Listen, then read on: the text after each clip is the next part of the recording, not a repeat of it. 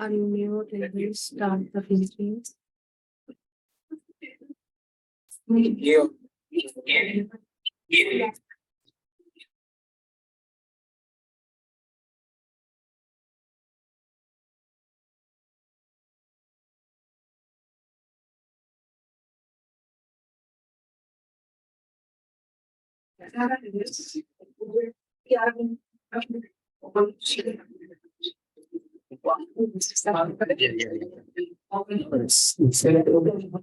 So we had a power cut, so we are just making it the arrangements. So a couple of minutes.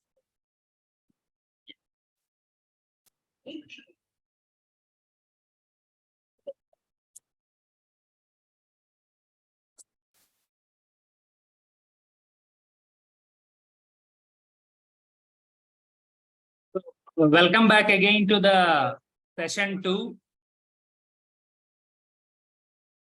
So we'd like to welcome Associate Professor Biswas ji onto the board. And it would be a great pleasure to understanding integration of the all sustainability aspects in decarbonization of Indian transportation system. So it will be a great pleasure for every one of us to, and personally for me, to introduce Associate Professor Biswas, who is a Deputy Director of Sustainable Engineering Group, Cotton University, and a co-leader of Research Program 3 of HILT CRC. Wahidul was trained as a mechanical engineer, researching the performance of diesel engine using biofuel. Then he has gradually diversified his research to engineering for sustainable development, an interdisciplinary field. He has a master's in environmental technology from Imperial College London and a PhD in sustainable futures from University of Technology, Sydney. Wahidul teaches and coordinates a core undergraduate engineering unit, Engineering for Sustainable Development at Cotton University. He has so far carried out extensive life cycle assessment and sustainability related research on Australian agriculture, alternative fuels, building and construction, manufacturing, mining and water sectors for the Department of Climate Change, the Grains Research and Development Commission and Department of Agriculture and Food for Western Australia, University of Western Australia, Department of Primary Industries, Victoria, Meat and Livestock Australia, Worley Pearson and Water Corporation Enterprises, then Connect and Recom Engineering, Cedar Woods, Healthcare, and Department of State Development, Cockburn Cement Limited, Waste Authority Western Australia, and Woodside Engineering Group. And the list goes on when we are listing it out. He is one of the renowned life cycle analysts and sustainability design thinker in the world. He has authored a book titled Engineering for Sustainable Development, which is forming one of the beautiful guides for the sustainable practitioners in the India. And he is one of our inspirers to work in the domain of sustainability thinking and life cycle analysis. We welcome you, sir, on the board, and the platform is over to you to deliver your keynote. Okay. Thank you very much, Dr. Ravicella, for your inspiring work and for giving me this opportunity to talk to this insightful and useful and important session on decarbonizing India's transportation system. So I'm going to discuss about life cycle assessment and how we can use this as a tool for assessing different alternative fuels. sustainability performance of different alternative fuel. So hopefully you are all of you are hearing me well, so there is no transmission issue. So I'm sharing my PowerPoint slides with you.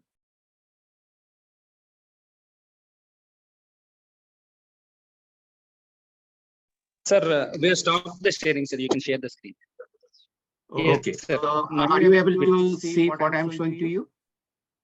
Yes. Okay, good. Thank you very much. Now, so I start with this definition of sustainable engineering. Sustainable engineering, the engineering context of sustainability involves the design and management of sustainable technology, research into. Yep. Sorry to interrupt. So Pardon, there please. is an echo coming in the voice, sir. Oh, echo, because Echo, in echo. our 2 times it is being repeated. It seems it's okay, I'm not sure why it is. Everything is white here. Echo is coming. it might be 2 speakers switched on, sir. It's like speaker and an output were switched on. Okay, let me check. Are you hearing me now? Yes, sir, but still the echo is Are you hearing continuing. me? Yes, sir. We are able to hear you, sir. Oh, you are able to hear us. Okay. Yes, sir. I don't know why it's happening.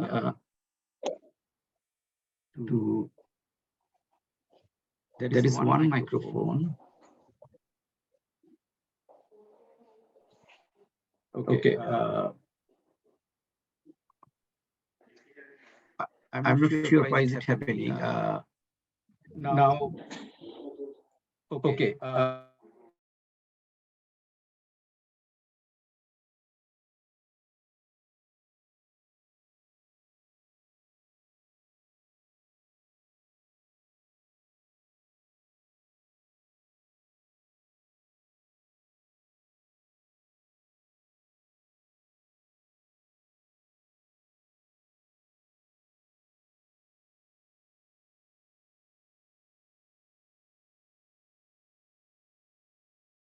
Social, economic strategies achieve sustainable engineering solutions. So I'm going to introduce you with sustainable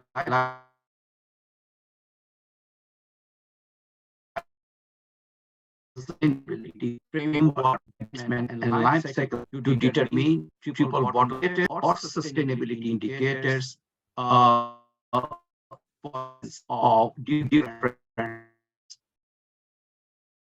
So one thing I'd like to mention to you that after there was a first conference, World Summit on Sustainable Development in Rio de Janeiro in 1992. After this, there were 2,500 issues, and of 1,700 are indirectly, and 241 are directly engineering, design, engineering activities. So engineers play a pivotal role in achieving sustainable performance of which it means that you are assessing the environmental performance of 1 liter of biofuel or 1 megajoule of hydrogen, of water. So whatever these are called denominator. So without any denominator, you cannot have any indicator. Now this indicator, when you are developing an indicator, and this indicator you need data, raw data, and you can get some from field, you can get some literature, and you need primary and secondary data in order to calculate the indicator. by using life cycle assessment approach.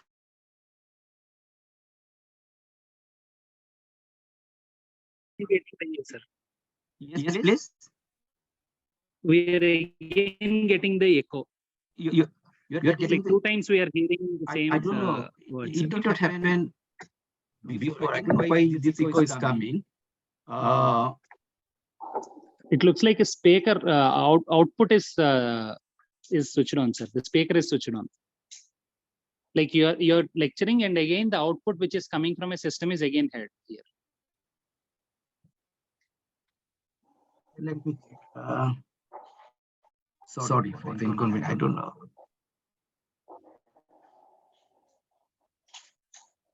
So now you are not audible. Oh, I don't know why is it happening. Let me check if I am not using this. Has the problem solved? Yes, sir. Sir, if you are joined in two devices, sir, or a single device. Okay. Now are you now getting an echo? Now still echo is there, sir.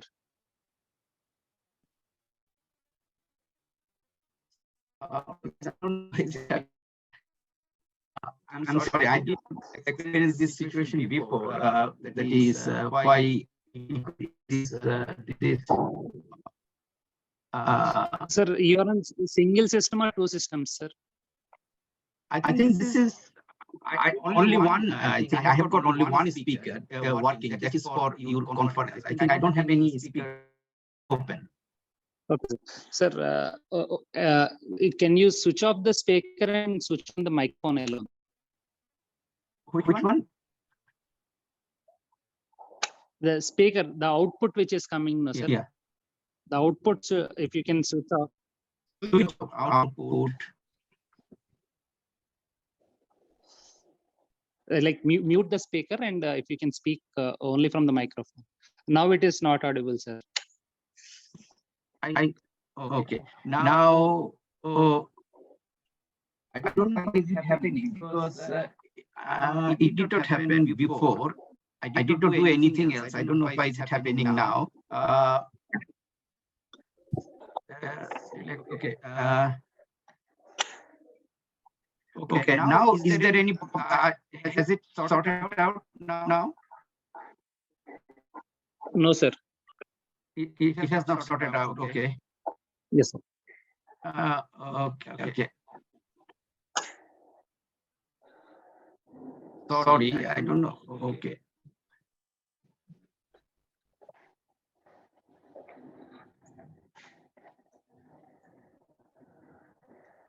Has it sorted out? No, sir. Still. Are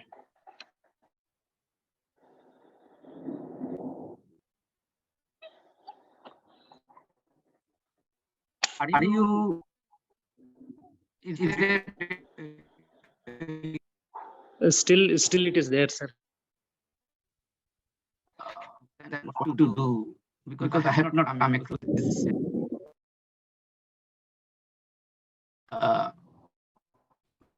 Is there any way?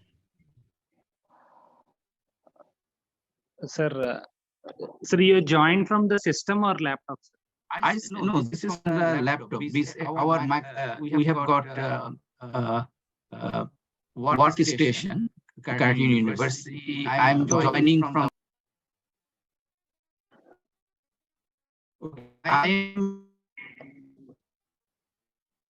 So we are not hearing you now. Okay, it seems,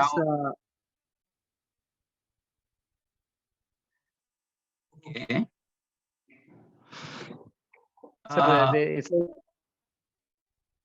Because I also heard echo. The previous speaker, when I was listening to him, who spoke, I also there was echoing as well.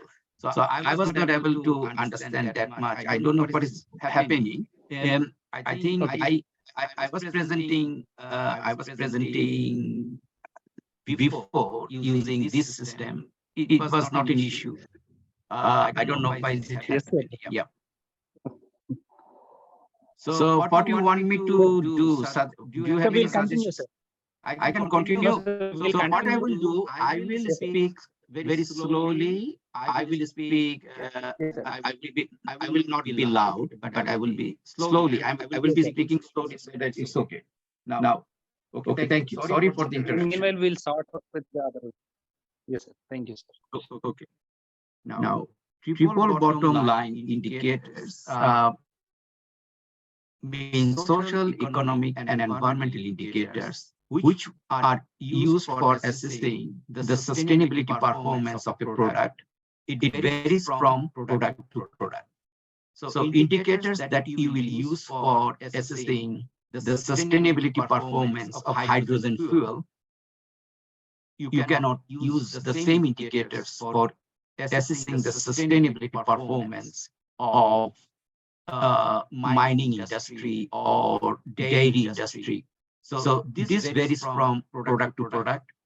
Also, these indicators vary from country to country for a particular product. So if you are assessing biofuel using some indicators in India, you cannot use those indicators in Australia to assess the sustainability performance of biofuel because socioeconomic condition, geographical condition, resource, energy mix varies between these two nations.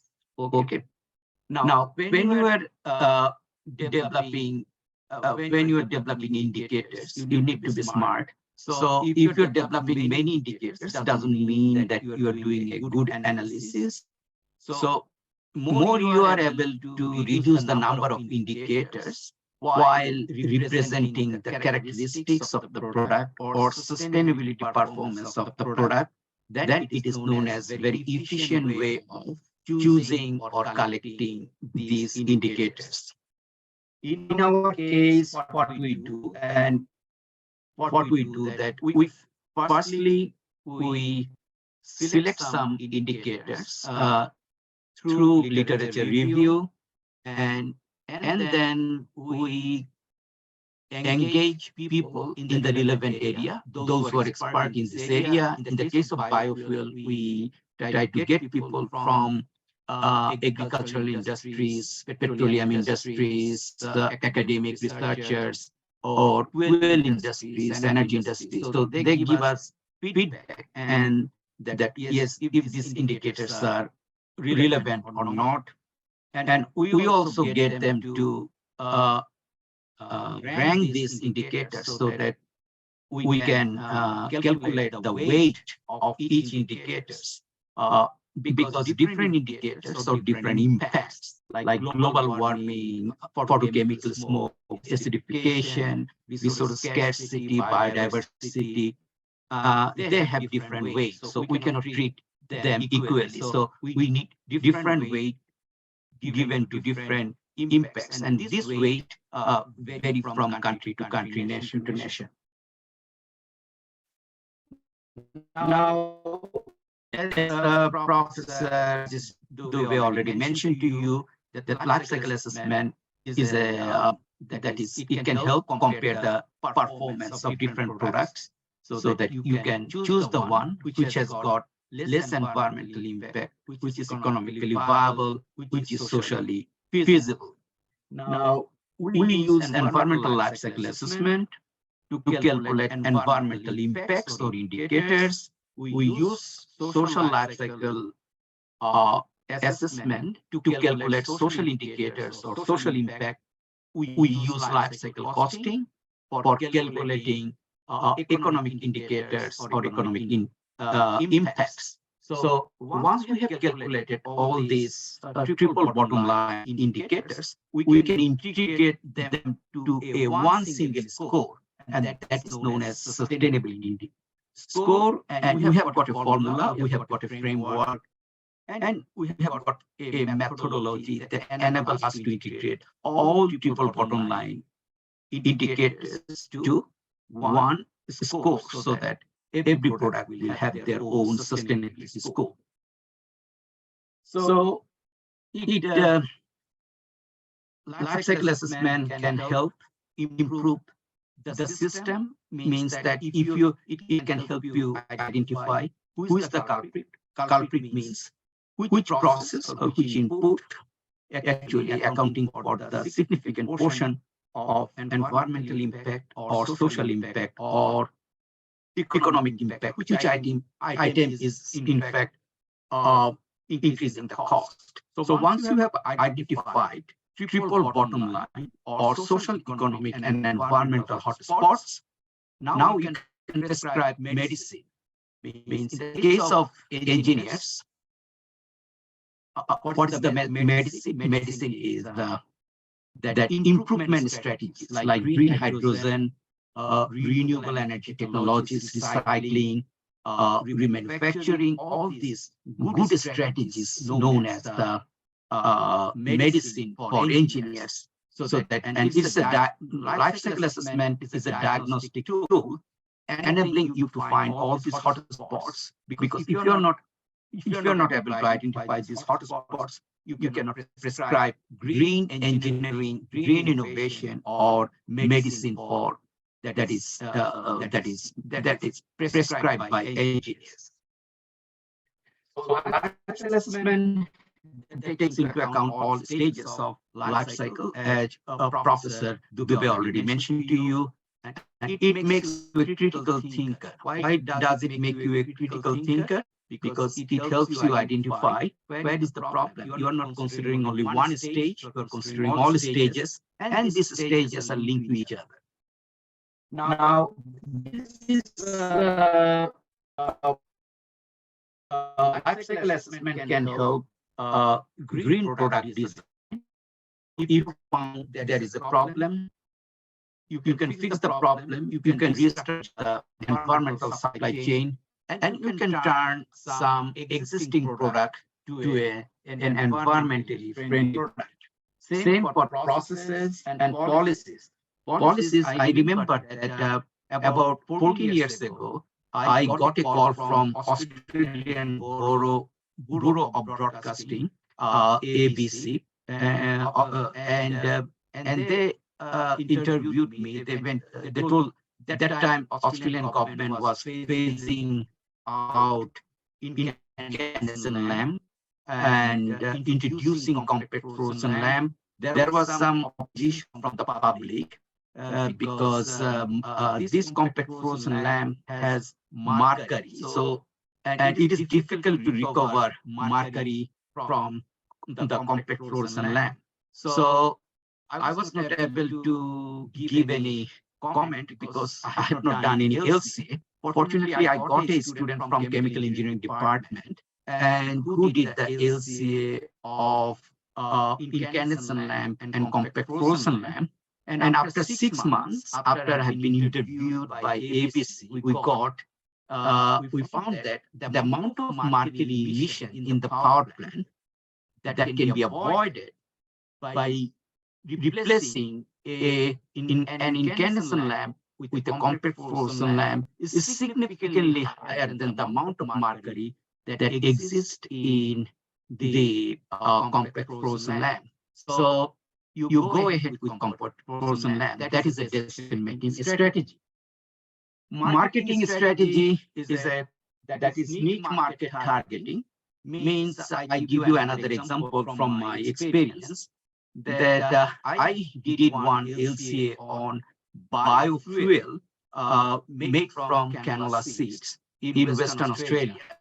Now, if you're producing biofuel or canola seeds in Western Australia, carbon footprint is very low. And I will discuss this later on. I have got some slides for it. Now, we had got visitors at that time, about 12 years ago, who read my article and they visited Western Australia. The reason they visited Western Australia, they would like to get obtain their canola seeds from Western Australia to produce biodiesel in Germany, so that overall carbon footprint of biodiesel can be reduced. So LCA can help you identify where to go to choose inputs or feedstock with the reduced carbon footprint or environmental footprint. So supply chain management means that who is the gatekeeper? Gatekeepers are usually the people who are selling the product, who are selling ethanol or who are selling hydrogen fuel. Now, they're the stakeholder in the upstream process. So they make sure that the stakeholders means processor, manufacturer, supplier, they their operation is clean and green. So the gatekeeper pay less tax. Otherwise, they have to pay more environmental tax or carbon tax. And information collection and dissemination, like EPD, Environmental Product Declaration. This is now required in many countries for different products. You need to have environmental labeling, and the environmental labeling means it shows what is the carbon footprint, what is the acidification, what is the values of different environmental impacts, so that and you need a large cycle assessment to calculate this and to produce environmental product declaration. And that is required in Australia, it is required, Europe required, in many products, construction industry, they need it. So now I am not going to explain it further, as Professor Dubey already gave you an introductory speech on life cycle assessment. So life cycle assessment, if you do, it has got 4 steps. You need to have a goal that will determine the system boundary or number of stages. Then you need to work out you need to know the functional unit. In the case of LCA, without a functional unit, you cannot commence the LCA. It's like a key of your car, means that helps you in the mass balance. Like if you're doing the life cycle assessment of biofuel, you need to have a functional unit, like 1 liter of biofuel or 1 megajoule biofuel. Accordingly, you can work out the amount of chemicals, energy used in different processes and different stages of product life cycle, so that once you have estimated the inputs in terms of energy, fuel, chemicals, water, etc., you can then convert all these inputs to carbon dioxide emission. Okay, so that's the thing. So that is called inventory. So inventory and different inputs have different emission factors because they undergo different production processes, manufacturing processes. Means my carbon footprint will be different to your carbon footprint. Means my emission factor will be different to your carbon emission factor, because we consume differently. So similar to inputs that are used for producing a product will have different emission factors. So once you have developed the inventory, you need to multiply the inputs by corresponding emission factors to determine the emissions. And some of these emissions causes global warming, some of them cause acidification. So you can then calculate different impacts resulting from the production of a product. Okay. Now I'm giving you an example. This work I have done about 13 years ago, and it was published in a high impact journal, more than 10, I think 11 at the moment, Environmental Science and Technology. And this work I have done in collaboration with the Department of Agriculture and Food, Western Australia, and the University of Western Australia.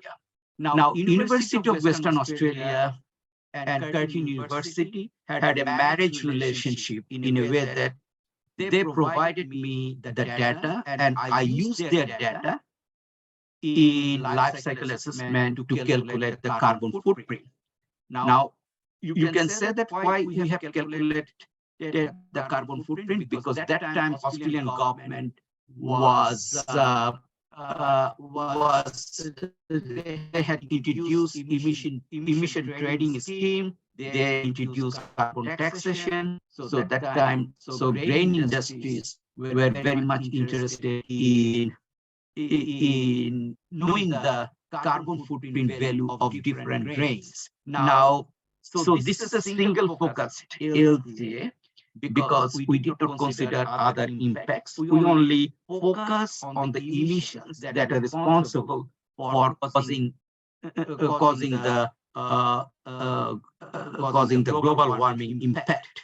Now, as I mentioned to you that these are the drivers. As I mentioned to you that we need to have a functional unit. Now, the functional unit we have chosen megajoule instead of liter. Why? Because the purpose of the fuel is to give us service, to give us energy. So that if we have considered liter, because 1 liter of biodiesel is different to 1 liter of petrol.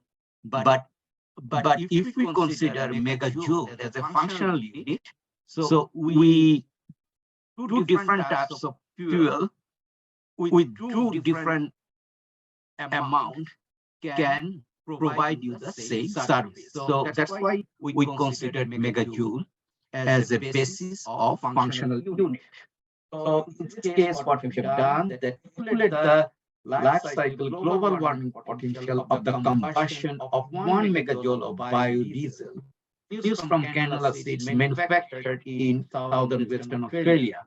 So we have specifically mentioned southern Western Australia because the emission, nitrous oxide emission, that that is a very powerful greenhouse gas. At the moment, it is 265 times powerful than carbon dioxide. And this emission varies from place to place, country to country. So it is region specific, it is area specific. So, and that's why we have specifically mentioned South Western Australia. Now, there are three stages.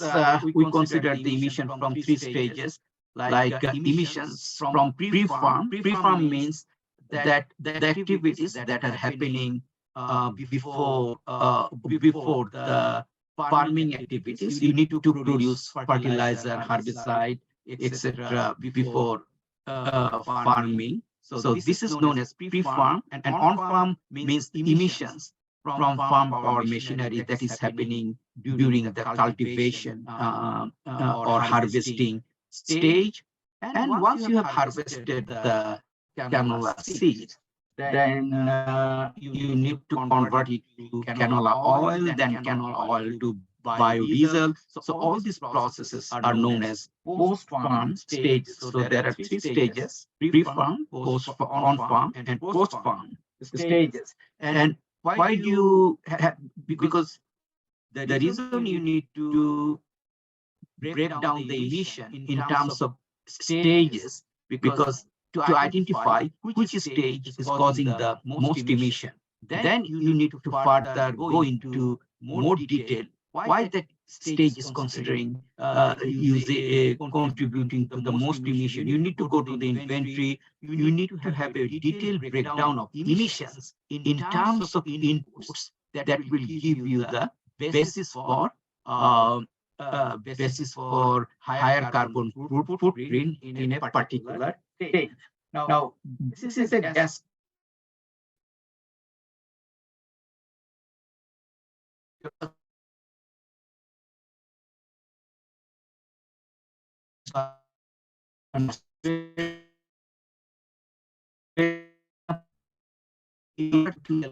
The nitrous oxide value can make a big change in the carbon footprint of biofuel. And that's why we spend $1 million about on this project to calculate one single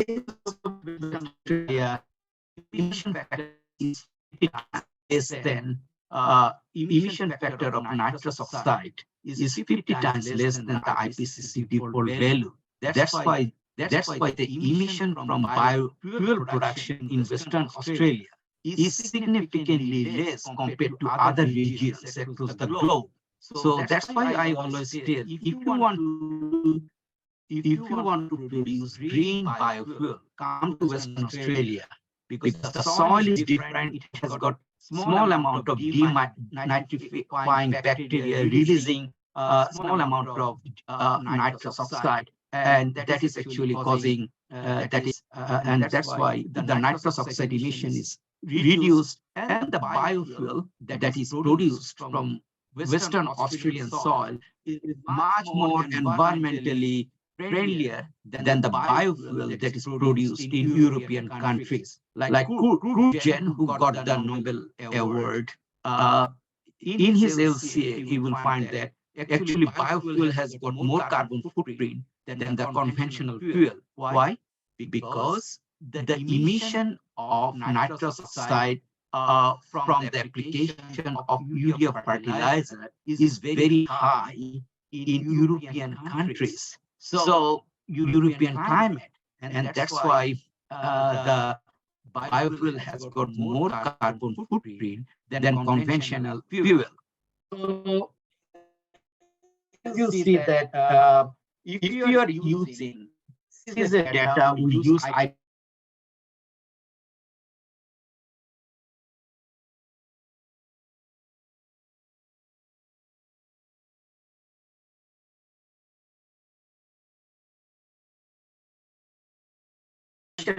is 63 value, it is reduced to 37. That's why we need to use local value. Other using doing the LCA of biofuel. So if you see here, nitrous oxide is if we're using IPCC value, nitrous oxide is the culprit or hotspot.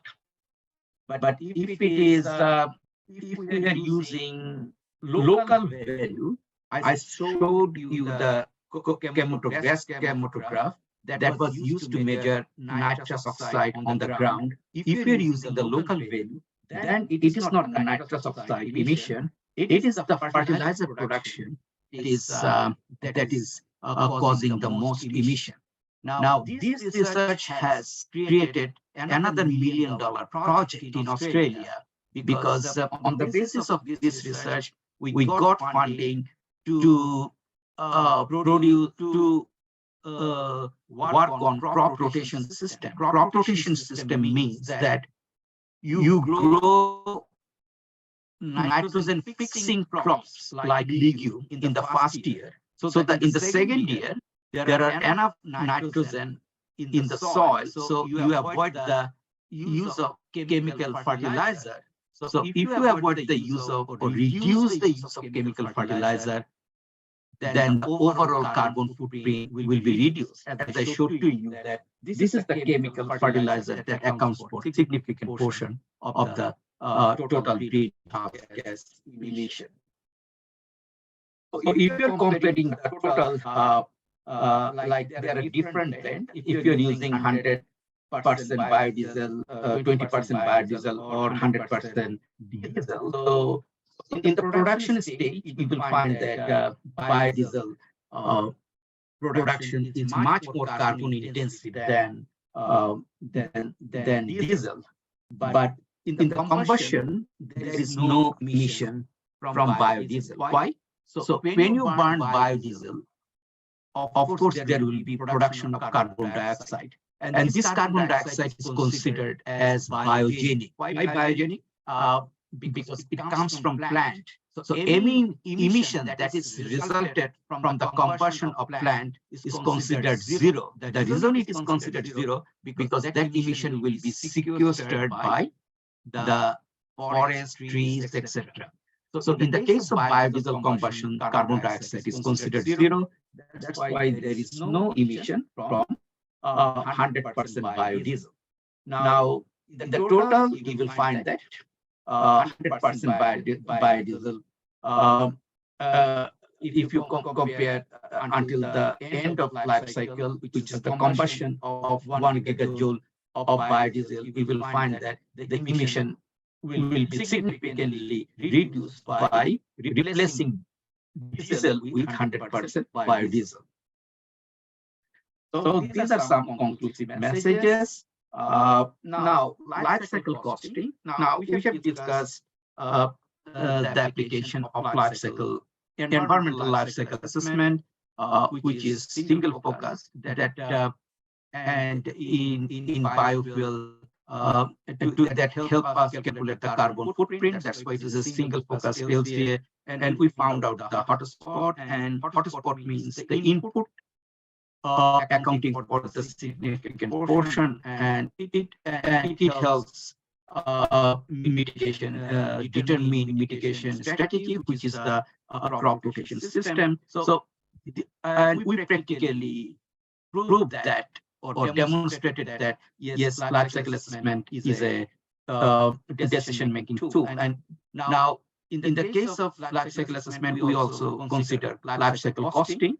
That life cycle costing means we use the same inputs, we use the same inventory, and we convert those values to dollar or rupee, so that we can do the life cycle costing. Now, when we do life cycle costing, two things are very important. Imagination or anticipation is very important because we need to take into account what could be some cost that will be happening in the future if you're using this method of biofuel production or energy production. So there will and the operational cost, maintenance cost, production cost, etc. Everything will vary from fuel to fuel. So the future cost that you are considering for hydrogen will be different to the future cost that you are considering for biodiesel. So this will vary from. That's why life cycle costing is important. So you need to consider the lifetime and it can be 20 years, 30 years. So for the same lifetime, you need to assess the economic performance, or you need to determine the economic parameter of different biofuels. So that will give you net present value, net benefit, payback period, internal rate of return, etc. These are some useful parameters. But there are some problems with LCC because when you are in because your situation may change in the future. Another COVID will come, another war will come. We don't know, and what you are anticipating now may be changed. Although this is a limitation, but something is better than nothing. That you can that is life cycle costing will help you in the decision making process, because you have got five. You may have five environmentally friendly options, but you need to choose the one which is more economically feasible compared to other options. In that case, you need to do life cycle costing in addition to environmental life cycle assessment. So, and the life cycle costing and environmental life cycle assessment are two important tools that are used in the eco-efficiency framework.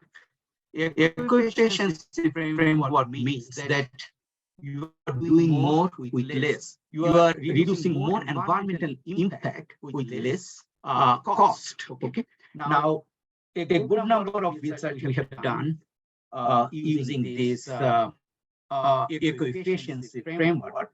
So you have got, if you look at the cursor, so you need to determine environmental impact. You need to determine the cost. Now, one thing I would like to tell you that and these are known as portfolio. I have not given you these equations because these are very complicated, large equations.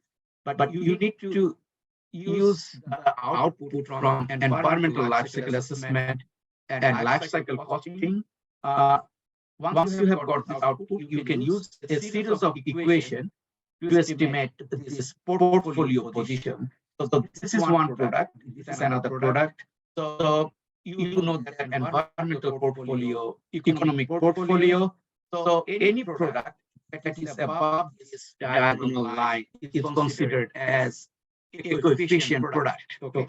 Now, any change in one of the inputs, because these products are direct, they are related to each other. If you're changing the input of this product, the position of this product will be changed. Any change in the position of this product, the position of this product will be changed. So that interlinked. Now, so what you need to do that in order to do this analysis, you need to convert all environmental impacts into one single environmental impact. That is a must. So how do we do this?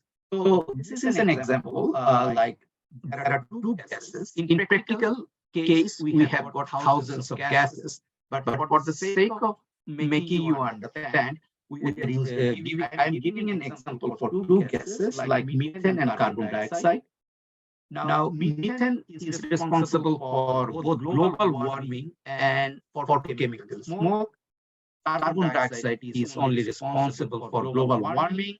So we can classify these gases into two impacts. One is photochemical smoke and one is greenhouse gas. Now, in the case of global warming, like it is represented in terms of carbon dioxide. It means that we need to convert gases contributing to the global warming, like methane and carbon dioxide, to equivalent amount of carbon dioxide.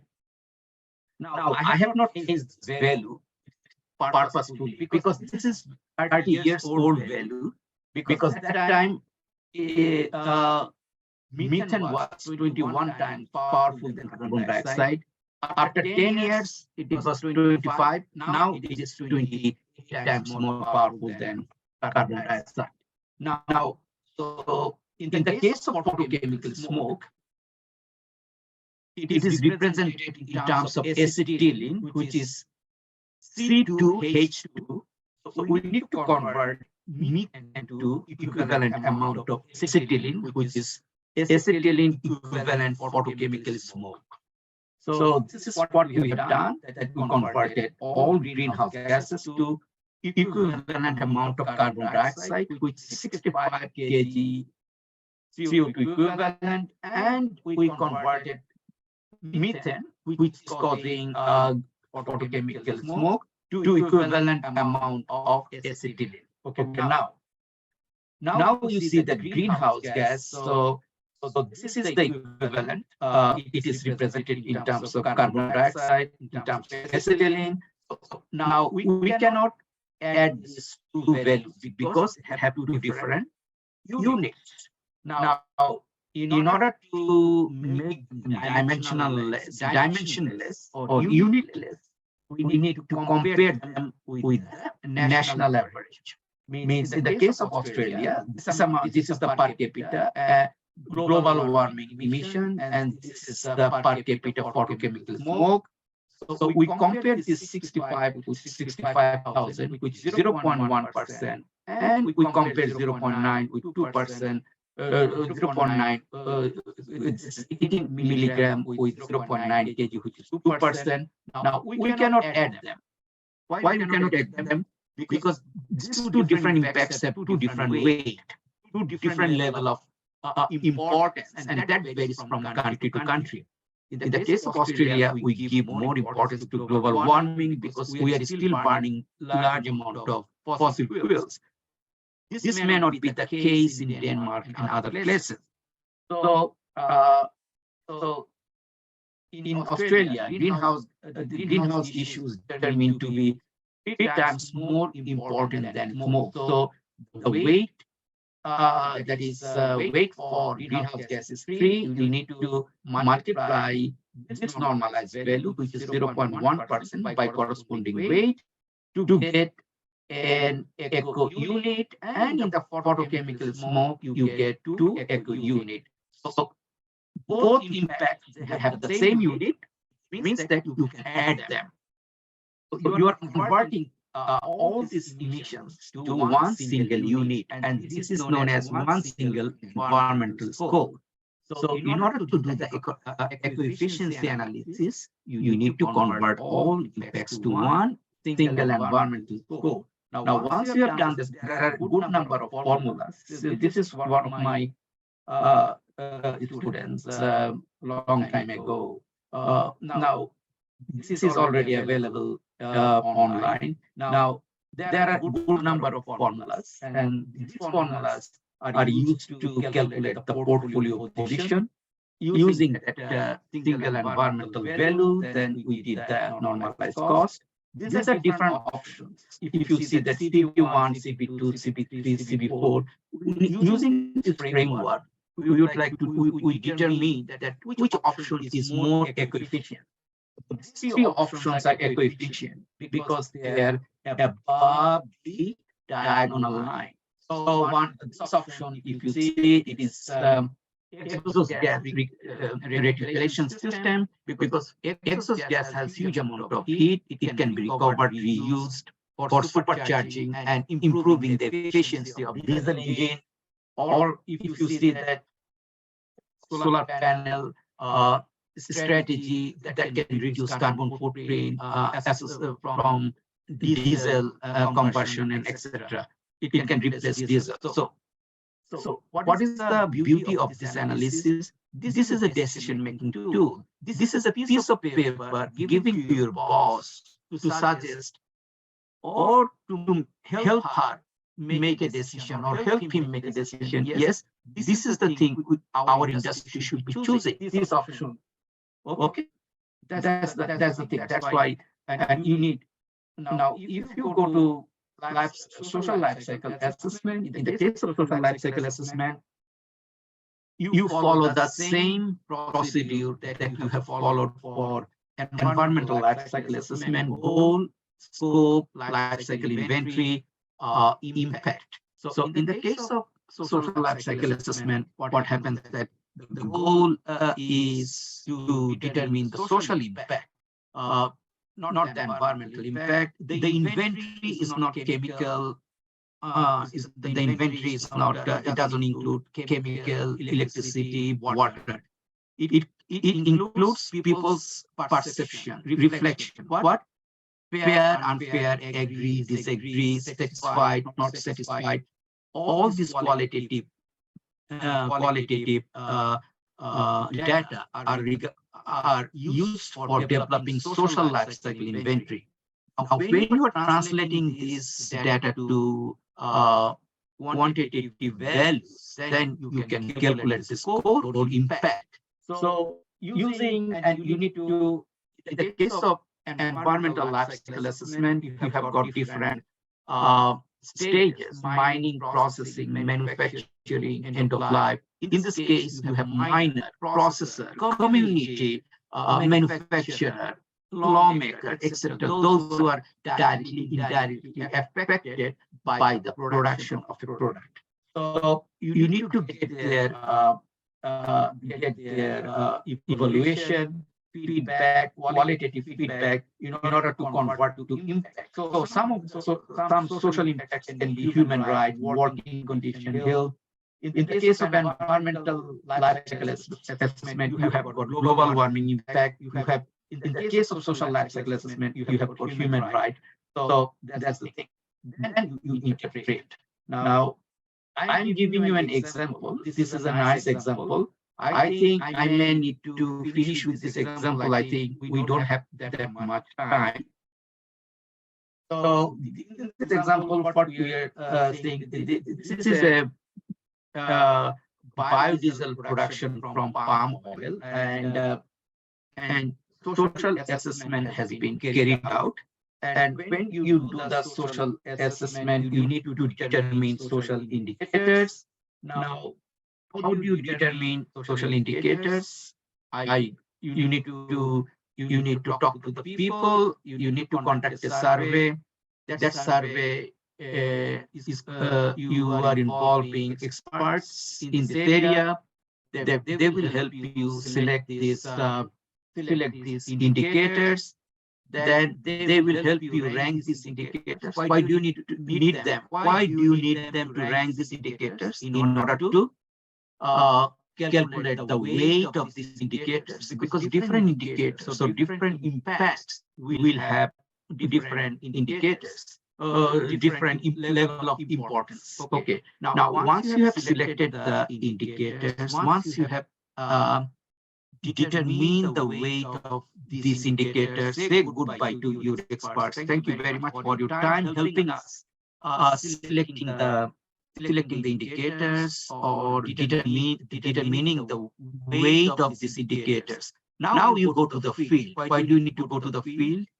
You need to get data, and this data, and if in the case of social life cycle assessment, you need to use a Likert scale. Likert scale means 0, 1, 2, 3, 4, 5. Maximum can be 5, it can be 7, it depends. Now, if their satisfaction is 100%, it is 7, there is no gap. If they're partially satisfied, means if it is 3 or 4, then gap is 4 minus 7, which is minus 3. That is called the gap. Okay. So, and once you have determined the gap for each indicator or each impact, you need to multiply them by the corresponding weight, which you have already determined by consultation with the experts.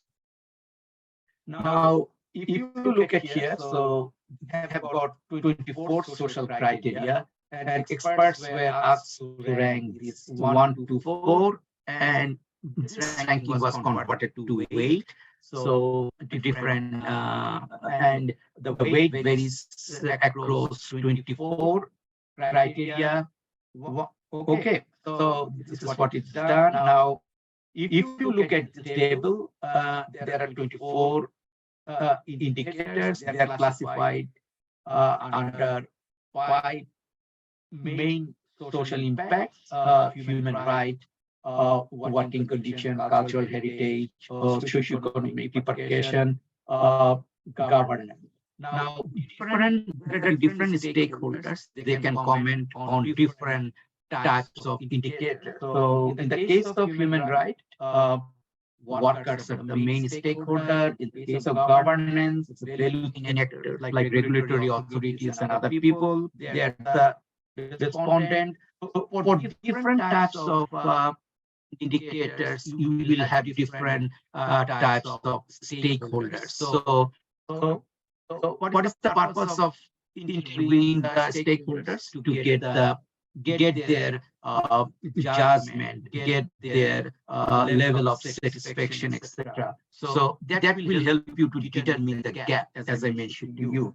So once you have determined the gap for each of these indicators, you need to multiply by the corresponding weight. So if you add up all this weight, look at the cursor. If you add up all this weight, it will be 1. Okay, so different criteria have different weights. So, but our ultimate intention is to determine the score of each of these 5 impacts. How do we do this? So the way we do that, this value is the summation of the product of gap and weight of each criteria under this impact. Means that gap times this weight plus gap times this weight, gap times this weight. If you add up, it becomes the score for human right. Likewise, you can determine the score for these 5 social impacts. Now, using these values, you can plot a diagram. Now, this periphery is the best value, means there is no gap. Now, more you go away from the periphery, that it is not good, because the highest gap is cultural heritage. Why cultural heritage is the highest gap? Because they have displaced these people, these tribal people. Their voice was not taken into account. Their lifestyle was affected. Their livelihood was affected. Everything, culture was affected, and that's why this is the hot spot. So social life cycle assessment, like environmental life cycle assessment, can help you calculate, identify the hotspot, identify the problematic area requiring improvement. What could be some improvement needed? You see that the government needs to take the measure to fully recognize and protect the rights of tribal communities who are disadvantaged by the expansion of palm oil industries. Okay, and the second hotspot is working condition. They were exploiting people, exploiting labor. So in that case, they need to get the right wage that justify their work, etc. So this is a decision-making tool. Now, as I mentioned to you that we have discussed life cycle costing for calculating economic indicators, social life cycle assessment for calculating social indicators, and life cycle costing for economic indicators, environmental life cycle assessment for environmental indicators. Now we need to integrate them. So the way this is one of my doctoral students. This is from thesis got completed many years ago, but you will find them in international journal. So, and once you have determined the indicators, you can determine the gap. You can convert these values to dimensionless or unitless values. Look at here. So this is an example for carbon footprint. So carbon, in some cases, if the value is low, it is good. In the case of carbon footprint, if the value is low, it is good. Now, what is happening here? This is the base value, this is the worst value. And in practical case, you are finding that the value is 50 kilo. Now we use this scale to determine its value. So if we put this 50 kg on this scale, its value is 1.25. So base value is 5, and which is 20 kg of carbon dioxide, and this 50 kg of carbon dioxide is 1.25. So 1.25 means it requires huge improvement. Means that in order, and there is a gap. And what is the gap? Gap is 1.25 minus 5, which is minus 3.75. That is the gap. So what we do in integrated sustainability framework, we convert all these social, economic, and environmental values to gap. And once we have determined the gap for each indicator, we multiply them by the corresponding weight, and then we get the score, final score for each of these impact. Now, if you look at here, this is life cycle assessment. It is integrating three tools: environmental life cycle assessment, life cycle costing, social life cycle assessment. Look at the cursor. So these different trends represent different buildings. Now, different buildings have got different trends, and these are the indicators. Like each type of building was assessed on the basis of 22 indicators. Some of them are social, some of them are economic, and some of them are environmental. Now, once you have integrated them to single sustainability indicators, and you have one single sustainability indicator score for each building. Look at this graph, colorful graph. So each of this is one type of building. There are 14 types of building. 1, 2, 3, 4, 5, 6, 7, 8, 9, 10, 11, 12, 13, 14. There are 14 types of building. They have got building. We have calculated the sustainability score for each of these buildings. So if you look at this blue tone, this is the existing performance. Now, what we did in life cycle assessment, we found out which item is causing the increase in the cost, which process is increasing the emission, and which activity is affecting the people. So once we have identified this, we have accordingly prescribed the medicine, accordingly come up with some sustainable engineering strategies. It can be the use of fly ash, it could be the use of GGPS, it can be the use of renewable energy to produce electricity, it can be the use of recycled water, it can be reducing the cracking, maintenance, etc. It can be whatever relevant to that particular building, depending on the life cycle inventory. Now, once we have applied the improvement strategies, we have further improved the sustainability score. Means that we are reducing the gap. Means periphery. Look at my cursor. This is the if we're able to reach here, there is no gap. No gap means it is 100% sustainable. But if you look at here, still there is a gap, and it is not possible to score 100% sustainability because nothing is 100% perfect in the world, like second law of thermodynamics. Okay, so this is a tool. This is the output of life cycle sustainability assessment, and we can use this tool for assessing different types of fuel.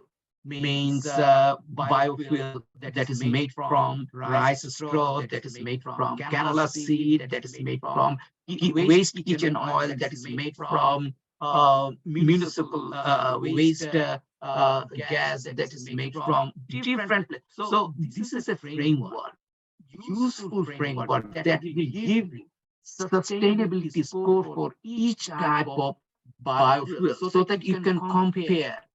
You can not only compare, you can also find where improvement is needed, so that you can further improve or increase the sustainability score.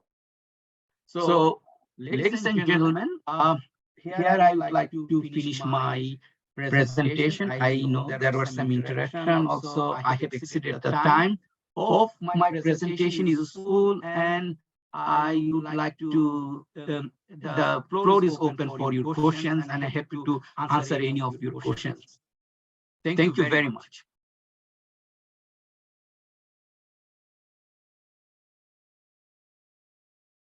Thank you very much.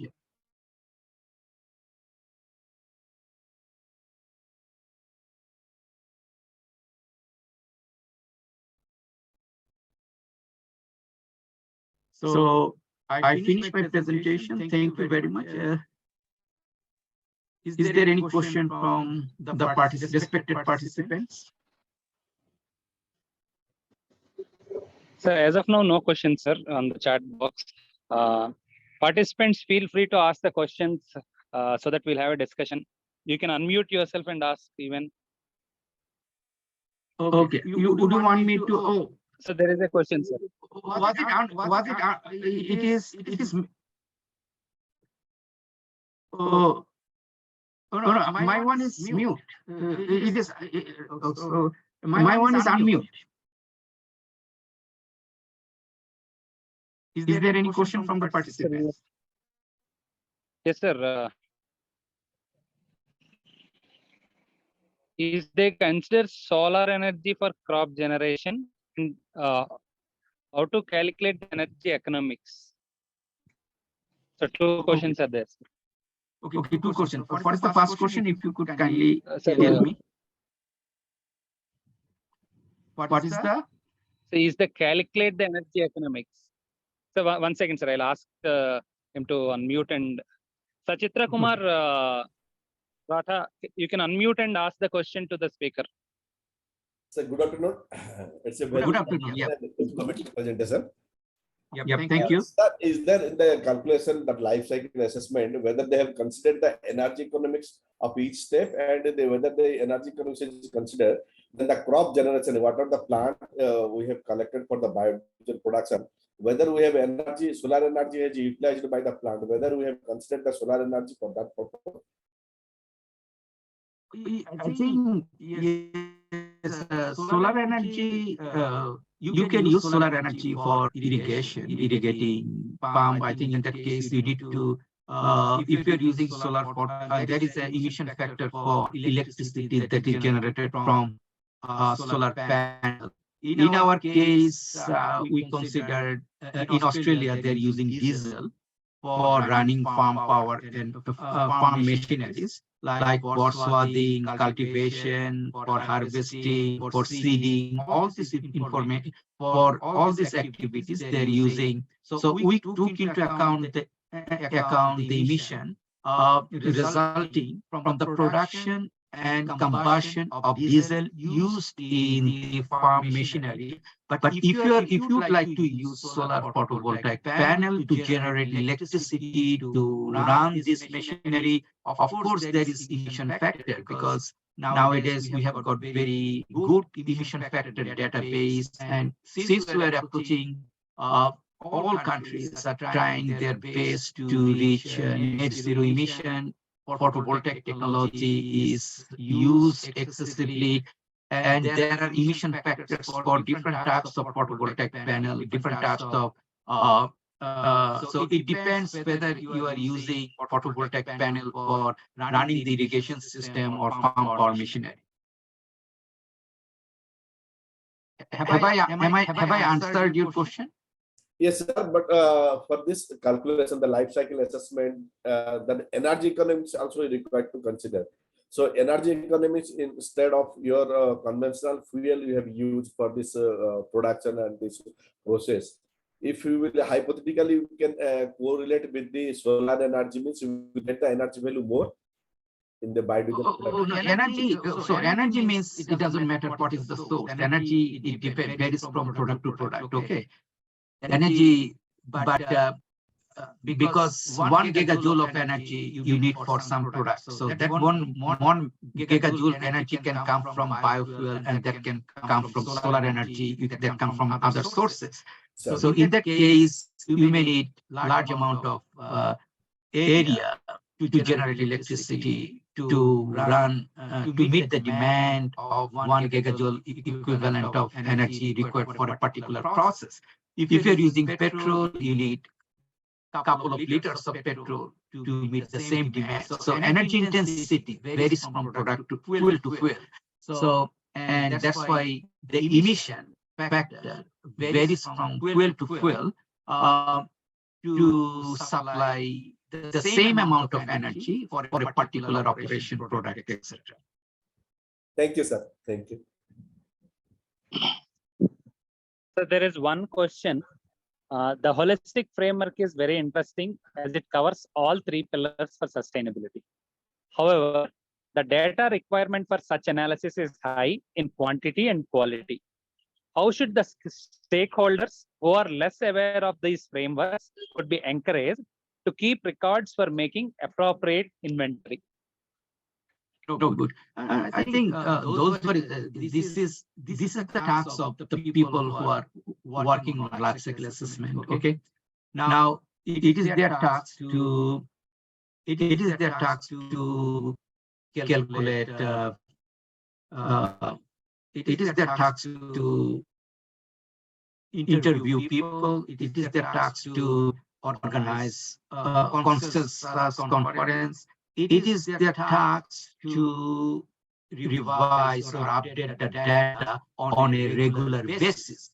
Okay, so the data, current data will be obsolete after 5 years because technology is changing, socio-economic condition is changing, political situation is changing. So that's why it is the stakeholder. It is a task of life cycle assessment practitioner to engage stakeholder in the discussion process. So it is nothing to do with the unawareness of stakeholder, because stakeholder, they have their own job, own things. You got my point. Yep. So audience,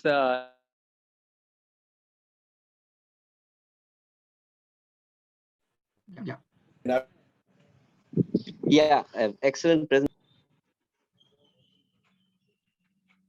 I'm not hearing. Sorry. You gave this example of the life cycle sustainability assessment finding out the triple bottom line in is it possible to have access to your body of work in this? Yeah. So if you go to my website, I think if you type Wahidul Biswas, I think my website has have got good number of papers. If you go to my Google Scholar, Wahidul Biswas, Google Scholar, you will find a good number of papers there. That is, you can download them, and most of them, what I have talked today, are available there in these articles. You can access through Google Scholar. Okay, great. Thank you so much. You're most welcome. So, participants, any other questions? Just a couple of seconds. We'll wait if you are asking questions. Otherwise, this would be a time to wind up.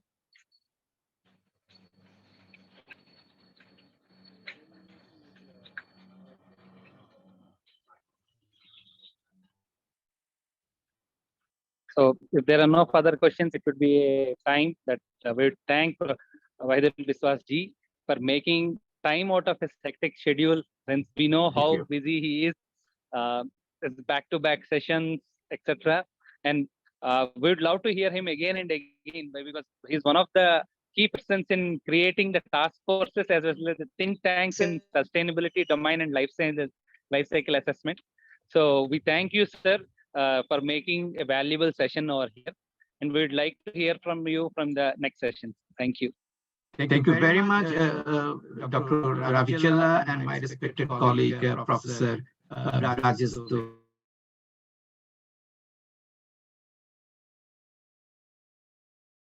Thank you very much. And Dara, you'll be joining on Monday as well, isn't it? We have that workshop. Monday there is a IIT. We have got another. We have got another meeting at that time. That's the thing, yes. But I will check. I will check.